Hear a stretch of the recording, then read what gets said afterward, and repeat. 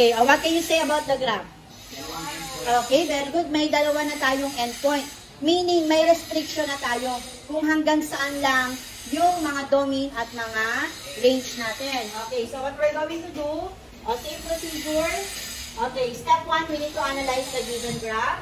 Then step 2, write domain. Okay, so to find the domain, lagi tayo anak mag-start sa left. Left to right. Okay, so since this is the graph, okay, so bilangin natin ano yung number dapat dito. Let's count. 1, 2, 3, 4, 5, 6. So, left side, ano sign? Negative 6. Okay, negative 6. And then, dito naman po anak sa right side. So, dalawa yung line natin or dalawa yung endpoint natin. Meaning, ang magiging variable natin, nasa gitna na po siya. Do you understand? Kasi, may restriction po kung hanggang saan lang yung ating domain at ating range. Kailan po mapupuntahan sa gitna yung variable? Kapag may dalawang endpoint. Pero kung isang endpoint, isa may arrow, si variable ay nasa gilid po. Bilangin muna natin or alamin natin ano yung number dito. Let's count. 1, 2, 3, 4, 5, 6. Okay, positive 6. Now, let us analyze the graph. So, meaning, ito lang po anak yung mga domain natin between negative 6 and positive 6. Kung ito yung mga domain natin, between negative 6 and positive 6. Sino malaki? Si X, si negative 6. Si X. Very good. Kain si X. Sino malaki? Si 6, si X. Okay. Therefore, we can read this as X such that X. Kinain si X, tama ba? Ang basa na dito, greater than. Kasi kinain si X. So, we can read this as X such that X is greater than negative 6 but less than positive 6. Now, let us proceed by the range. Same procedure, Y such that si Y ulit po ay nasa gitna. Okay. So, first domain, sa range naman natin class, start tayo sa baba. Negative 2, positive. Alamin natin. So, saan na? Endpoint, we have 1, 2, 3, 4, 5. What is the sign? Negative 5. And then, ang ating Y. Upward. 1, 2, 3, 4. Positive 4. Okay. This is our range between negative 5 and positive 4. Meaning, sino malaki? Si Y, si negative 5. Si Y. Si 4, si Y. Okay. So, therefore, dahil wala namang shade parehas, walang guhit sa baba. Read this. Is greater than negative 5 but less than positive 4. Question?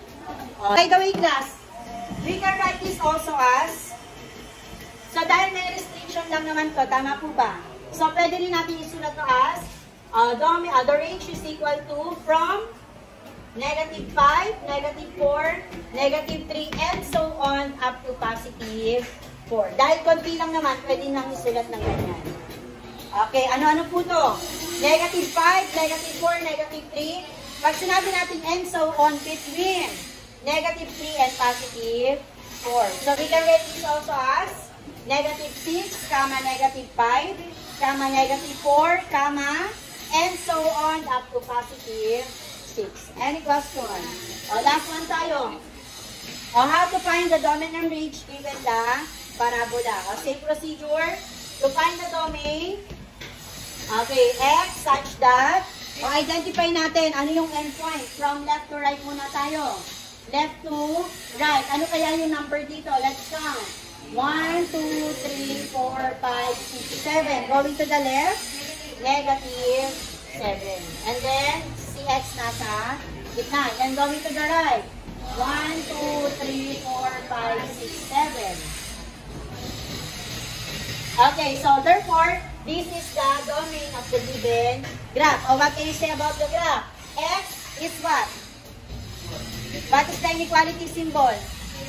Greater than or equal to Y because the whole is shaded. Very good. Ganun din dito. The inequality symbol is greater than or equal to. So we can read this as X such that X is greater than or equal to negative 7, but less than or equal to 7. Do you understand? Yes. Okay, now get the range. Okay, so to get the range, okay, start tayo sa baba. Okay, ito yung graph or ito yung endpoint, meaning dito siya nakatapat. Anong number po ito? Negative 3. Why such that then si y ay nasa gitna. And then, hanggang saan lang po? Kung hanggang saan lang yung pinaka-tuktok nung curve natin. At ito po yun. Okay, so this will become 1, 2, 3, 4, 5, 6. Okay, so and the inequality symbol is what? Greater than or equal to, ganun din po ito. So therefore, the range is y such that y is greater than or equal to negative 3 but less than or equal to positive 6. Question?